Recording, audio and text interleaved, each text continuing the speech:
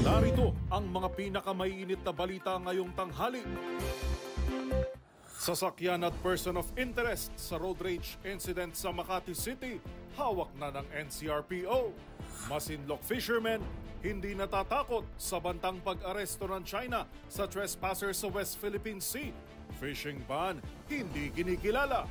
Constructive minority, inaasahan ng liderato ng Senado sakaling sumapi doon ang mga miyembro ng Magic 7. Sa Today in Metro, negosyante, sugatan matapos pagbabarilin sa Caloocan. Sa MBC TV correspondents, babae, patay matapos masagasaan ng bus sa Davao del Sur. Sa MBC TV Sports, Boston Celtics aabante sa NBA Finals matapos ma-sweep ang Pacers. At sa Showbiz Spotted, kantang salamin-salamin ng Bini tungkol umano sa witchcraft ayon sa isang religious group.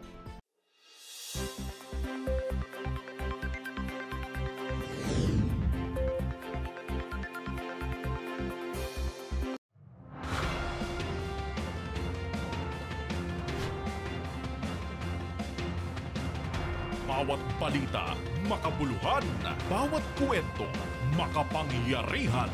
Boses ng Pilipino para sa Pilipino. Live mula sa MBC TV Studio. MBC TV Network News.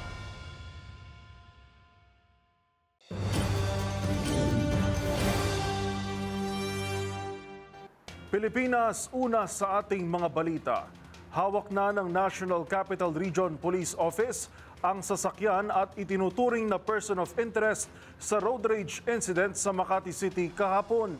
Ang mga detalye sa isa na namang insidente ng girian sa kalsada. Pakinggan natin sa exclusive report ni Noche Cacas.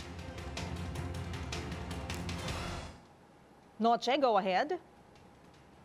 Yes, Karen at Joel, nasa kustodiya pa rin ng National Capital Region Police Office itong sasakyan na ginamit umano sa shooting incident sa road rage sa lungsod ng Makati habang nasa kustodiya pa rin itong person of interest na sinasabing Chinese national pagkatapos ng proseso dito sa Scene of the Crime Operatives sa RPO ay dadalhin sa POI sa Makati Police Station. So ngayon, nakaantabay tayo sa Makati City Police Station at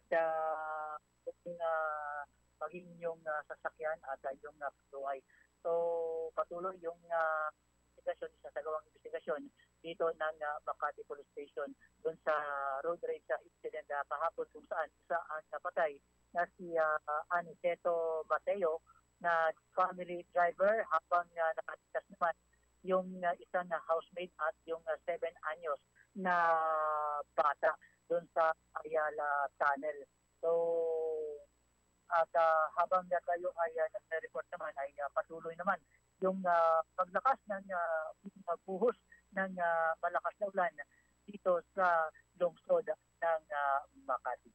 Mamaya magbibigay tayo ng update kaugnay nga dito sa road rage incident kung saan isa ang napatay at yung person of interest hawak na ito maging yung sasakyan na sabi na-aresto sa mga operatiba ng Makati Police Station sa lungsod Pasig at bakit sa nakuha pa ng informasyon ito ay naibenta na yung sasakyan ng isang foreign national.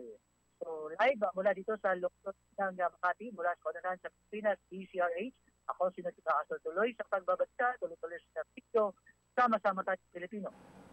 Maraming salamat, Noche Cacas.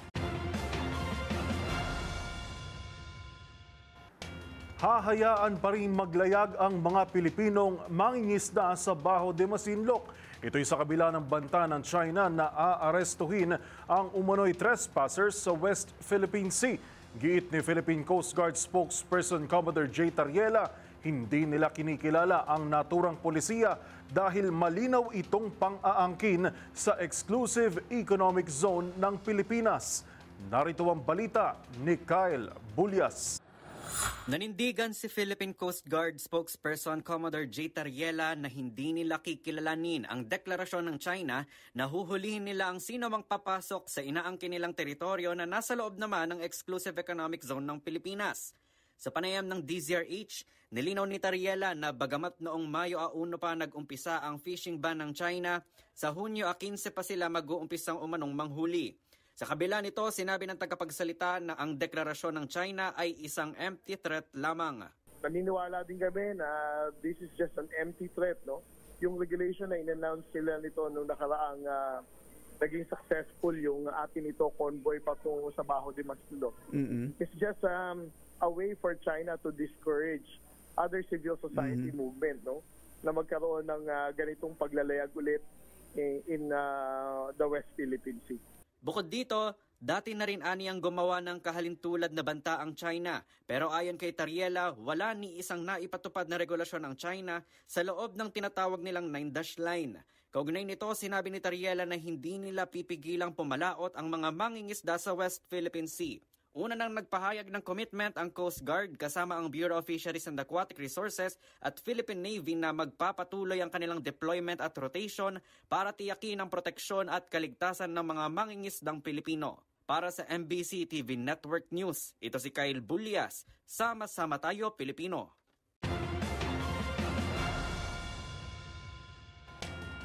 Sa kaugnay na balita, hindi umano natatakot ang mga mangingisda sa Bajo de Masinloc sa bantang pag-aresto sa kanila ng China bilang trespassers dahil maliban sa hindi nila kinikilala ang polisiyang ito, prioridad nila ang may maipakain sa kani-kanilang mga pamilya. Ang buong detalye ihahatid ni Rose Babiera. Hindi raw magpapatinag ang mga mangingisda sa Bajo de Masinloc sa kabila ng mga banta ng China na huhulihin nito ang mga trespassers sa West Philippine Sea. Ayon sa Pangulo ng New Masinloc Fishermen's Association na si Leonardo Quaresma, bagamat hindi na nakakalayo, may ilang mga mangingisda pa rin na patuloy at regular na pumapalaot kahit pa masama ang panahon. Nanindigan ang samahan na hindi nito kinikilala ang fishing ban na ginigiit ng China dahil mayroong sariling batas na pinapairal ang bansa. Anila immune na ang mga mangingisda sa mga banta sa kanilang seguridad at sa panganib na sinusulong sa bawat pagpalaot nila.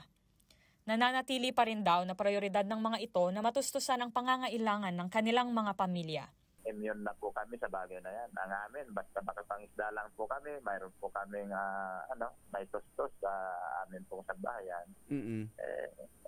Wala po kaming dapat pinangangambahan dahil sa alam namin, mas nakakatakot po kung mamamatay sa gutom ang aming mga pamilya. Sa 15 ng Hunyo, nakatala na manghuli na ang China ng mga dayuhan lalo na ng mga Pilipinong mangingisda sa Bajo de Masinloc. Gayunpaman, umaasa raw ang mga mangingisda sa tugon ng Pangulo sa pagkakataon na magsimula ang operasyong ito ng China. Sa ngayon, wala namang tagubilin na natatanggap ang mga mangingisda na itigil muna ang pagpalaot. Taliwas ito sa ibinunyag ng Masinloc Mayor Arsenia Lim sa isang panayam na pinahihinto raw ng Philippine Navy ang patuloy na pangingisda. Nanawagan naman ng alkalde sa posibilidad na magkaroon ng gabay ang mga mangingisda ng Masinloc para maipagpatuloy nito ang mga hanap buhay sa kabila ng mga nasabing banta. Para sa MBC TV Network News, ito si Rose Babiera. Sama-sama tayo, Pilipino.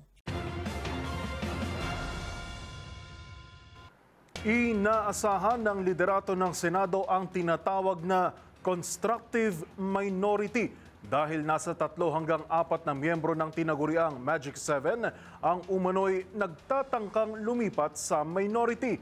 Ayon kay Senator Jinggoy Estrada, dahil dito ay magiging mas interesting at mabusisi ang mangyayaring mga debate sa anumang panukalang ihahain sa Senado sa mga susunod na pagdinig.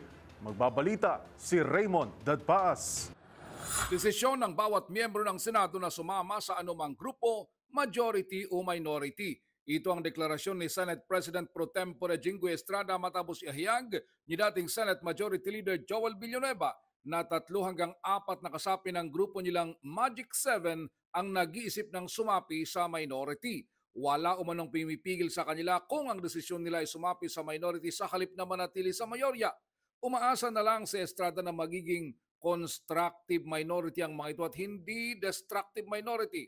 Aminado ito na magiging interesting ang mga kaganapan sa Senado kung sakali at dadami ang miyembro ng minorya dahil tiyak na hahaba ang mga debate sa anumang panukalang batas at ganoon din ang 2025 national budget na kanilang tatalakayin pagkatapos ng State of the Nation address ni Pangulong Bongbong Marcos sa buwan ng Hulyo. Sa ngayon ay 2 lang ang miyembro ng minorya sa Senado na sina Senate Minority Leader Aquilino Coco Pimentel III at Senador Risa Hontiveros, habang ang mga miyembro ng tinaguriang Magic 7 na siyang dating nasa pwesto ay sina dating Senate President Juan Miguel Zubiri, Senador Joel Villanueva, Senador Nancy Binay, Senador Laurel Legarda, Senador Juan Edgardo Saniangara, Senador J.B. Ejercito at Senador Sherwin Gatchalian. Para kay Ejercito sa ngayon ay nag-iisip pa ito at kailangan lang pahupain ng emosyon pagkatapos ng palitan kamakailan sa liderato ng Senado. Magdedesisyon ng mga ito sa pagbabalik ng sesyon ng Kongreso. Para sa MBC TV Network News, ito si Raymond Dadpaas. Sama-sama tayo, Pilipino.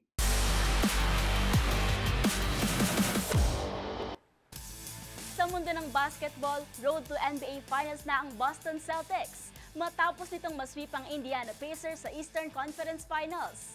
Isang tiebreaker 3-point shot ang pinakawalan ni Derrick White para tuluyang masecure ng Celtics ang ikalawa nitong finals appearance sa 3 seasons. Ang naging laro, panoorin natin sa report na ito. Out on the drive, pulls back, lost the ball, got it back, kicks it out, White, corner 3, bang! Derrick White from downtown. Tatum, step back, puts up another 3.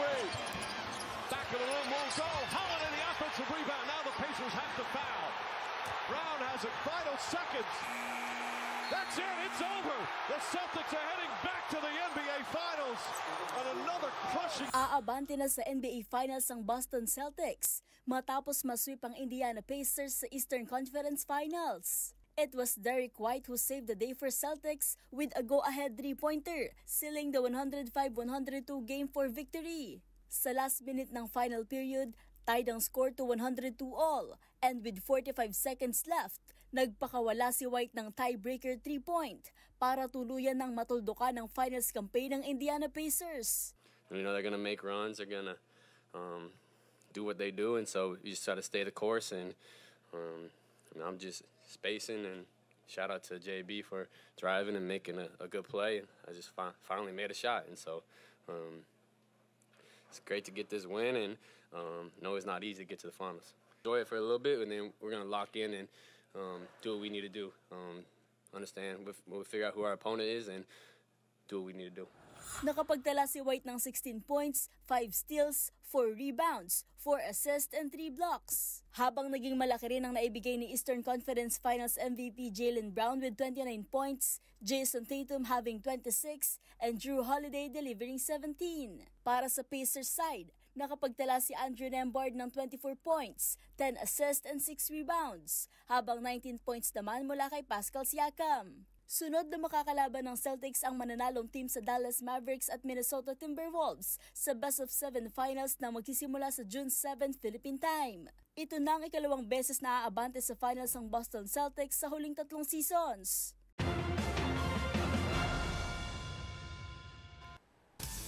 Sa aking pagbabalik alas Pilipinas, bigong matalo ang Kazakhstan sa semis ng 2024 ABC Challenge Cup. Para sa detalye, tutok lang sa MBC TV Network News.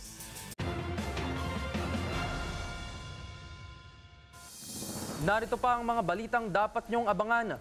Bilang ng mga apektado ng bagyong Aghon, higit 51,000 na ayon sa NDRRMC. COMELEC nilinaw na maaari muling tumakbo ang mga opisyal na pinatawan ng preventive suspension. Sa MBC TV Sports, alas Pilipinas, bigong matalo ang Kazakhstan sa semis ng AVC Challenge Cup. At sa Showbiz Spotted, kantang Salamin-Salamin ng Bini tungkol umano sa witchcraft ayon sa isang religious group. Lahat ng yan sa pagbabalik ng MBC TV Network News.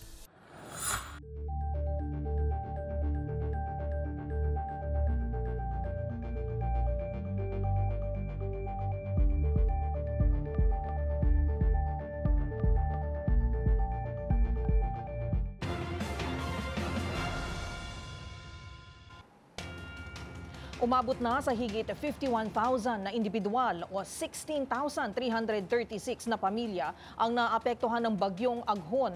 Sa pinakahuling tala ng NDRRMC, halos 26,000 rito ay sa Calabarzon Region at 10,476 sa Bicol Region. Sa nasabing bilang, 14,860 na katao ang naninirahan sa evacuation centers. As of 11 a.m., malapit nang lumabas ng Philippine Area of Responsibility ang Typhoon Aghon. Huli itong namataan sa layong 1,060 kilometers east-northeast ng extreme northern Luzon.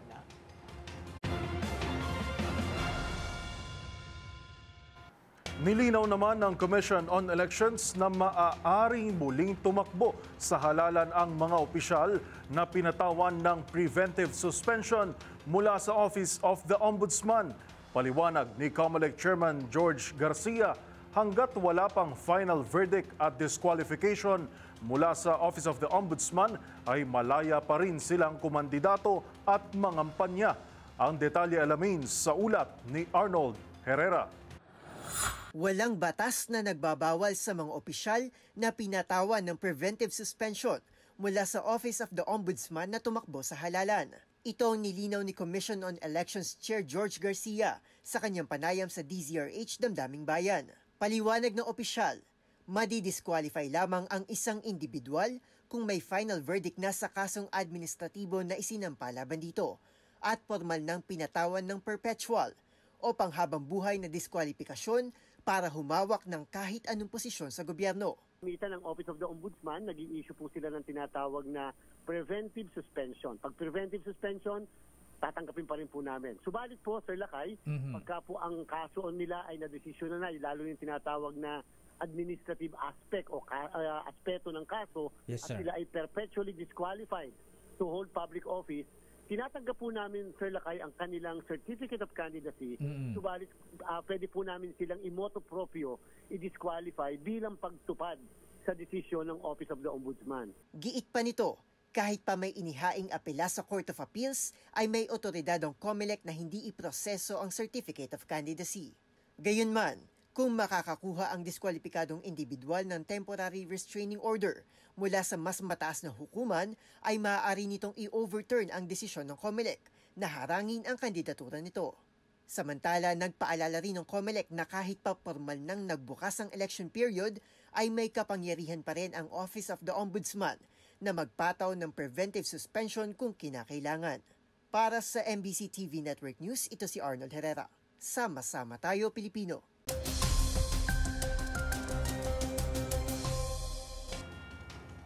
Batay naman sa pinakahuling tala ng Pag-asa, kaninang 11 a.m. huling namataan ng bagyong Aghon na may lakas na 130 kilometers per hour at bilis na 35 kilometers per hour. At nakatakda na itong lumabas ng Philippine Area of Responsibility mamayang hapon. Gayunpaman, kahit papapalabas na ito ng PAR, hinahatak at pinalalakas pa rin ito ang southwestern wind flow na siyang patuloy na magdadala ng katamtaman hanggang sa malalakas na ulan sa western portions ng Northern Luzon, Central Luzon at Mimaropa hanggang bukas. Samantala, pinag-iingat pa rin ang mga kababayan natin sa mga sumusunod na lugar dahil sa malalakas na bugso ng hangin.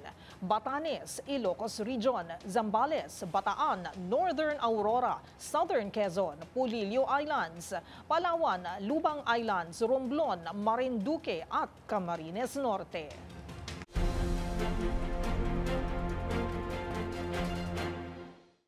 Samantala, sugatan ang isang negosyante matapos paulanan ng bala sa lungsod ng Caloocan kaninang madaling araw.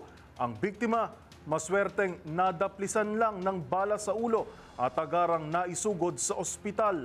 Ang buong kwento sa likod ng krimen, alamin sa balita ni Boy Gonzales.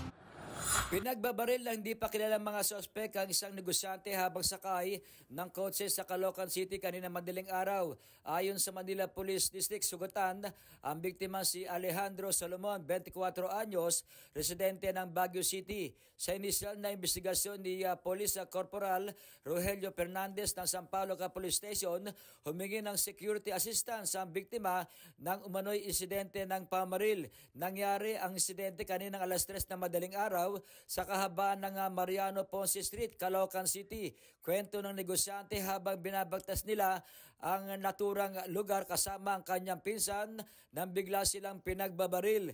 Nadaplisan siya ng bala sa ulo at mabilis silang nagtungo sa isang ospital sa Sampaloc, Maynila para magpagamot. Agad namang nagbigay ng tulong seguridad ang mga tauhan ng Sibama PCP ng MPD Station 4 at ipinaalam sa Caloocan City Police ang naturang insidente. Para sa MBC TV Network News, ito si Boy Gonzales, Sama-sama Tayo Pilipino. Arestado naman ang 3 suspect na nakapatay sa nangyaring rambulan sa Malabon City noong linggo. Ito'y matapos mauwi sa pananaksak ang problemang nagsimula lamang umano sa simpleng sagutan. Ang mga detalye ihahatid ni Edwin Duque. Isa-isa nang pinagdadampot ang 3 suspect sa pagpatay at sinampan na ng kasong murder at wala ring inirekomendang piyansa ang korte at ang Malabon Police sa 3 umano'y sangkot sa pagpatay sa isang Marlon Dulete na ikinasugat ng kapatid na si Flaviano Dulete. Ayon kay Police Colonel J. Baybayan, walang nirekomendang piyansa kay Ryan Sabaron, kay Joven Arenas kabilang ng isang Seth Federico. Napatay ng mga suspect noong linggo ng hapon ang biktima makarang magkasagutan na nauwi sa pananaksak ng di umano'y kanilang nakaaway na dumayo pa sa kanilang tahanan. Dahil sa tulong ng barangay ay naaresto ang isa habang isinunod naman ang kapatid ng isa pa at sa huli ay nagkaroon ng follow-up operation ay naaresto rin ng isa pa. Ayon sa barangay, nakiusap sa kanila ang isa sa kapatid ng suspect kaya nahuli hanggang sa matukoy rin ang 2 pang suspect. Para sa MBC TV Network News, ako si Edwin Duque, Sama-sama Tayo Pilipino.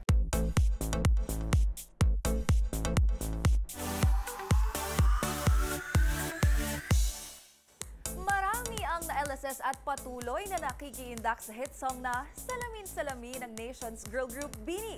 Pero ang isang religious group may ibang paniniwala tungkol sa kantang ito. Narito ang aking report. Isa umanong witchcraft song. Ito ang paniniwala ng isang religious group sa hit Salamin Salamin ng P-pop girl group BINI.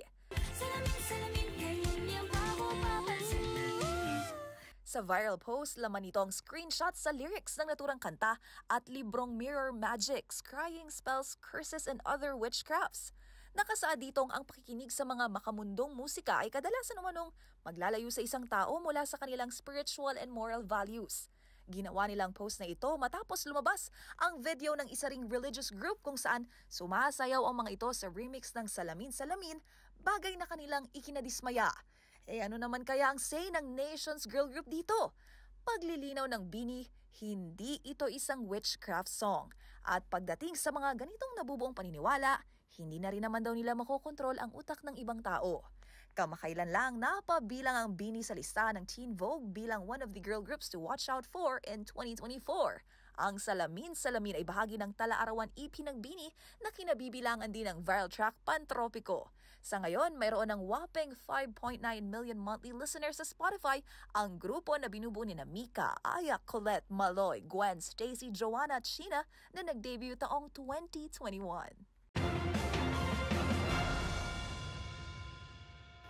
At sa aking pagbabalik, heads up Queen of Tears fans! Ang paborito nating CEO ng Queen's Department Store na si Hong Hae-in, bibisita sa bansa.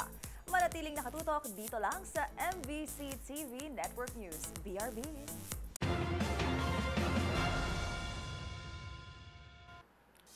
Narito pa ang mga balitang dapat niyong abangan. Upgraded Manila International Airport. Ipinangako ni PBBM sa mga OFW sa Brunei. Sa MBC TV correspondents, babae patay matapos masagasaan ng bus sa Davao del Sur. Sa experts' opinion, siyensya sa likod ng tinatawag na love glow. Alamin. Sa MBC TV Sports, Alas Pilipinas, bigong matalo ang Kazakhstan sa semis ng AVC Challenge Cup. At sa Showbiz Spotted, Queen of Tears star na si Kim Ji-won nakatakdang bumisita sa Pilipinas. Lahat ng yan sa pagbabalik ng MBC TV Network News.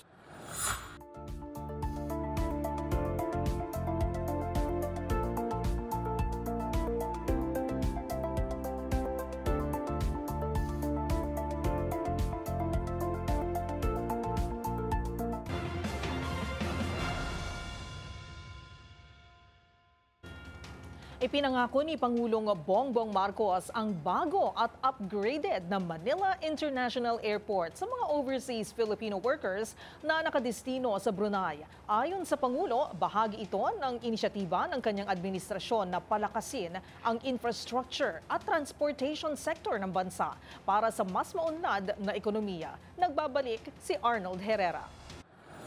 Kumpiyansa si Pangulong Bongbong Marcos na sasalubong sa mga magbabalik na overseas Filipino workers ang bago at upgraded na Manila International Airport na bahagi ng rehabilitation projects ng administrasyon. Ito ang ipinangako ng presidente sa kanyang pagharap sa Filipino community sa unang araw ng 2-day state visit nito para palakasin ang diplomatic relations ng Pilipinas at Brunei.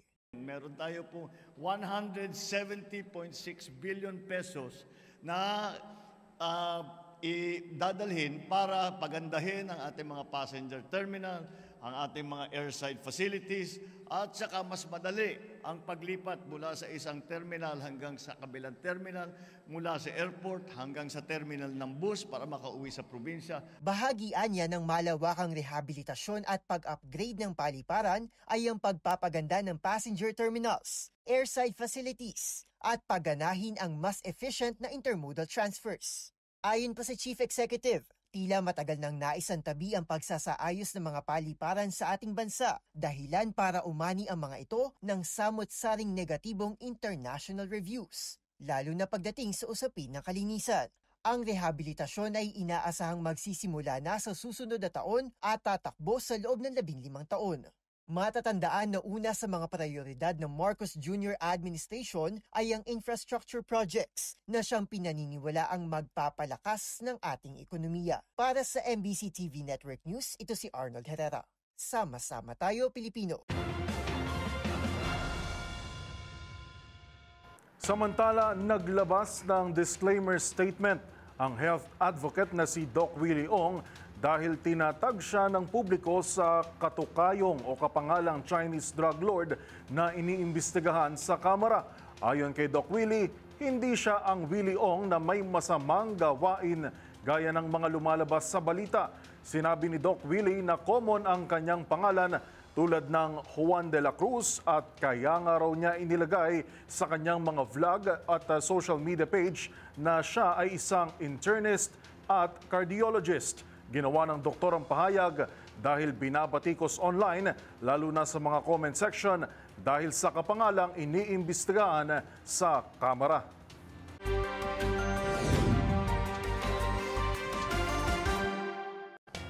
Patay naman ang isang babae matapos masagasaan ng bus sa Davao del Sur. Yan at ang iba pang mga rumarapitong balita mula sa probinsya, hatid ng iba't ibang istasyon sa ilalim ng MBC Media Group.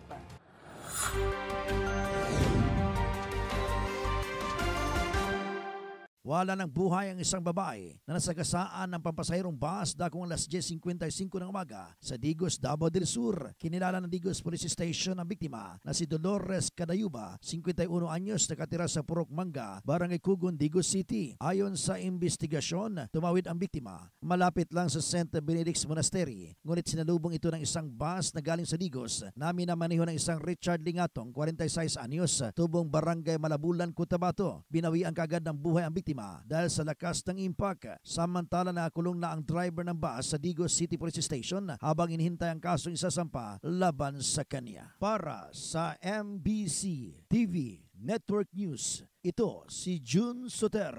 Sama-sama tayo, Pilipino! Balik ang balas sa lalawigan ng Kalinga. Natimbog ang isang 25 anyos na construction worker na nagtangka magpuslit ng marijuana nagkakalaga ng higit 800,000 piso sa Tinglayan, Kalinga. Ang suspect na residente sa Houseville Home, Barangay Palsa, Aldea, Tanay, Rizal ay sakay sa isang pampasahirong jeep na puno ng turista na galing sa Buskalan, Tinglayan at patungo sana sa Bontoc Mountain Province nang ito'y harangin ng mga personal ng PNP na nagmamando ng checkpoint sa Sitio Eker, Bugnay, Tinglayan, Kalinga. At nang kanilang tignan, ang kanyang dalang backpack ay tumambad ang 7 bricks at isang tubular na marijuana na may timbang na 7,000 gramo at standard drug price na 840,000 pesos. Kaagad na inaresto ang suspect na bagong tukoy na drug personality at dinala sa Tinglayan Municipal Police Station para sa documentation at proper disposition. Haharap ito sa kasong paglabag sa Republic Act 9165 o Comprehensive Dangerous Drugs Act of 2002. Para sa MBC TV Network News, ito si Romy Gonzalez. Sama-sama tayo, Pilipino. Suportado ng Simbahang Katoliko sa probinsya ang maigpit na pagtutol ng Catholic Bishops' Conference of the Philippines o CBCP sa divorce law sa Pilipinas kasunod ng pag-aproba ng House of Representatives sa nasabing proposed measure. Binigyan din ng Simbahang Katoliko ang anti-family, anti-marriage at anti-children. Ngunit iba-iba naman ang naging reaksyon dito ng ilang mga netizen sa probinsya dahil ilan ay sangayon dito. Ilan naman sa mga naging reaksyon ayon sa social media na kanilang mga comment kung last option daw ito to free a woman sa miserabling pagsasama, mas mainam na maipasa at mas mainam na lamang daw ito na makalaya sa masalimuot na pagsasama. Gayon pa man, nanindigan ng mga miyembro ng human organization sa probinsya na magpapatuloy silang no to divorce law. Para sa MBC TV Network News, ito si Jane Galit Bantayan. Sama-sama tayo, Pilipino. Upang mapanatili na maayos at magandang kalusugan ng mga bilanggo sa loob ng Olongapo District Jail, sumailalim ang 509-person deprived of liberty PDL sa medical, dental at optical mission. Bukod pa ang serbisyong ibinigay sa kanila na komplementaryo na libreng gamot ay may libre ding gupit ito at lunch pack. Bahagi ito ng pagsisikap ng pamahalaan na tugunan ang mga pangangailangan din ng ating mga naligaw ng landas na PDL. Isinagawa ito sa tulong ni Congressman J. Kung Hun. Nagpapasalamat naman si Jail Superintendent John T. D. Madria kay Congressman J. Kung Hun sa suporta nitong ibinigay at advokasya na pagandahin ang kapakanan ng mga PDL. Para sa MBC TV Network News, Danny Kumilang, sama-sama tayo, Pilipino! Sabi nila, madaling makita kung ang isang taong nasa isang relasyon ay totoong masaya. Tumingin ka lang sa kanyang balat. Ika nga nila, ito raw yung tinatawag na love glow na nakikita tuwing ang isang tao ay in love. Ang siyensya sa likod nito, alamin sa expert's opinion ni Rovic Manuel. Siyensya sa likod ng love glow, alamin. Isa ka ba sa mga taong may daily skincare routine para ma-achieve ang inaasam-asam na glass skin tulad ng mga napapanood natin sa mga K-dramas? Alam mo ba na ang glowing skin na hinahanap mo ay hindi palaging kailangan pagkagastusan ng iba't ibang serum, cream at kung ano-ano pang pamahid? Kasi kung minsan, ang secret ingredient pala rito, walang iba, kundi pag-ibig. Ayon sa dermatologist na si Dr. Jennifer Linder, may positibong physiological changes na nangyayari sa ating mga katawan kapag tayo ay in love. Una na rito ay ang feel-good hormone na dopamine na nagtitrigger ng blood flow na nagre-resulta sa natural skin glow at repairs ng ating cells. Pangalawa, kapag tayo ay in love, papasok rin sa eksena ang oxytocin, isang hormone na nakapagpababa ng stress at lumalabas sa tuwing may intimate moments kayo ni crush. Ibig sabihin kapag nandyan ang supportive presence ng ating crush o di kaya naman ang ating partner, napapanatiling mababa ang stress hormone na cortisol na karaniwang iniuugnay sa sebum production at mabagal na paghilom ng mga sugat. Sa pangmatagalan, ang consistency sa isang masayang relasyon ay nagdudulot ng natural glow at pagbagal ng aging process at skin damage. Kaya ano pang hinihintay mo? Magpapansin na kay crush dahil hindi ka lang sasaya, kikinis ka pa!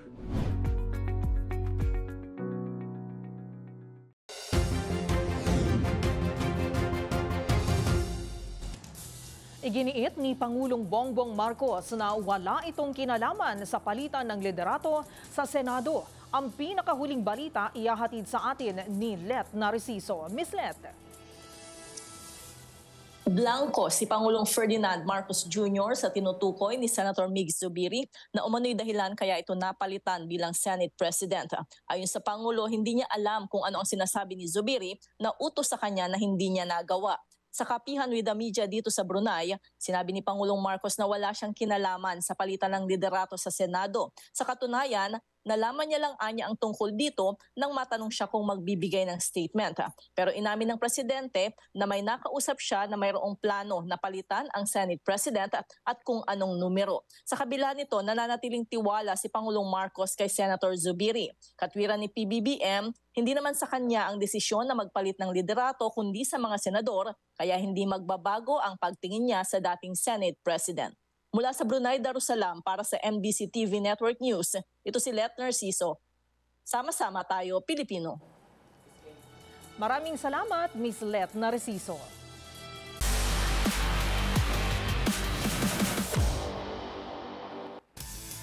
Sa mundo ng volleyball, tinapos ng Kazakhstan ang makasaysayang run ng Alas Pilipinas para makuha ang ginto sa 2024 ABC Challenge Cup. Tinalo ng malalaking kalaban ang Nationals in 3 sets. At ngayon, umaasa ang Alas na makuha ang bronze medal laban naman sa Australia. Ang buong detalye alamin sa report na ito. Bigo ang Women's Alas Pilipinas na matalo ang kupunan ng Kazakhstan sa semifinals ng 2024 ABC Challenge Cup. Isang close first 2 sets ang naitala ng dalawang kupunan, 23-25 sa first at 21-25 sa second. Pero pagdating sa third, dito na tuluyang dinomina ng Kazakhstan ang Nationals, ending their finals hope at 14-25. Pinangunahan ng taller Kazakhs team captain na si Sana Anerkulova ang kupunan with 19 points on 18 attacks. Habang ang magic bunot na si Ara Paniki naman ang nanguna sa Alas with 14 points, Angel Canino with 9 and Cici Rondina with 8. Bagamat hindi naging problema ang attack para sa Nationals, naging malaking tinik naman ang matinding depensa ng malalaking kalaban. Idagdag pa dyan ang ilang errors, which gave away 20 points. Sa kabila nito, naging maganda pa rin ang ipinakita ng Alas, even cutting down a 21-10 deficit to just 1 point in the first set. Sunod na makakaharap ng Alas Pilipinas mamaya ang Australia, na una na nilang natalo sa Pool A para sa bronze medal.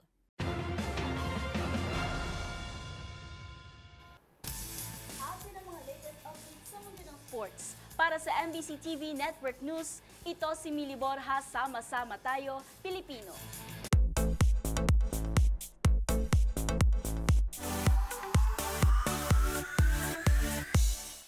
Earlier this month, nakumpirma ang muling pagbabalik Pilipinas ng Queen of Tears star na si Kim So-hyun sa June. Pero bago pa man matapos ang buwan ng Mayo, ang leading lady naman ito sa serye na si Kim Ji-won ang nag-anunsyong bibisita rin siya sa bansa bilang bahagi naman ng kanyang Asia Fan Meet. Narito ang aking report. See you soon, Hong Hae-in! Dadalhin ang South Korean actress na bumida sa hit K-drama Queen of Tears na si Kim Ji-won ang kanyang Be My One fan meeting sa Pinas. Batay sa anunsyo, sa August 3, magpapasaya ng Pinoy fans ang QOT star. Mahigit isang buwan matapos ang nakatakdaring pagbisita rito ng kanyang leading man sa serye na si Kim So-hyun or attorney Baek Hyun-woo. Samantala, bago magtungo sa bansa, sa Japan at Taiwan muna bibisita si Ji-won bilang bahagi ng kanyang Asia tour. Sa ngayon ay wala pang detalye tungkol sa tickets at kung saan ang venue ng fan meet ng K-drama actress. Maliban sa Queen of Tears kung saan gumanap ito bilang Hong Hae-in na CEO ng Queen's Department Store, napanood din si Ji-won sa ilang hit series gaya ng My Liberation Notes, Fight for My Way, Descendants of the Sun at The Heirs, kung saan nakasama naman ito ang isa pang paboritong K-actor ng maraming Pinoy na si Lee Min-ho. Last April na agaw ng Queen of Tears sa Crash Landing on You ang record ng highest viewership rating of any K-drama sa kasaysayan ng Korean channel na TVN.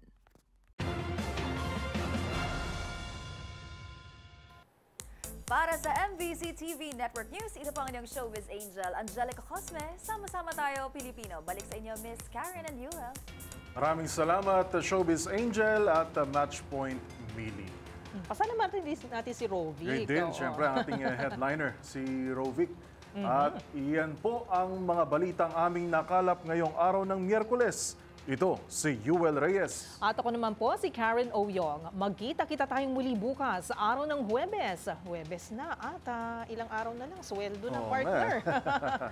Para sa mga balitang makabuluhan, mga kwentong makapangyarihan. Hatid ang boses ng Pilipino para sa Pilipino. Ito ang MBC TV Network News. Sama-sama tayo, Pilipino.